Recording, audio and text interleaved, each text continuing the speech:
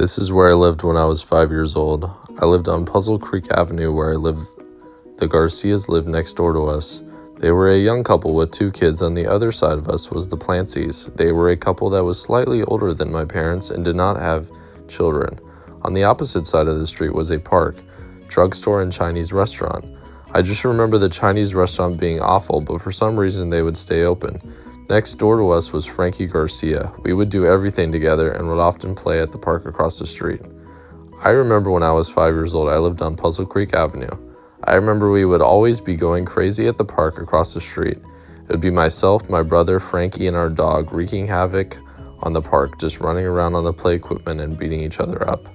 I remember this one particular time where we were at the park playing catch with some baseballs when my older brother nailed Frankie right in the head with a baseball.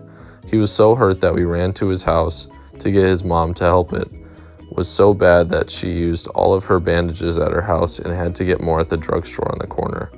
Frankie and my brother would have a difficult relationship after that happened.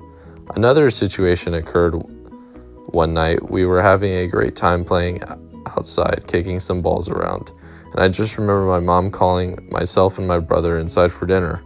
Well, at the time we were living near the mountains and would often see coyotes in the neighborhood, but this is something that you are not thinking about most of the time.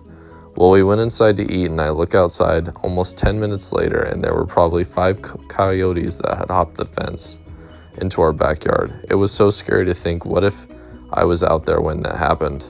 The Plancies were both doctors and would typically be out most of the day. One time over the summer, I remember being at home and just hearing a lot of strange noises coming from their house, but I thought nothing of it. Well, come to find out, someone had broken into their house and stole a lot of their valuables.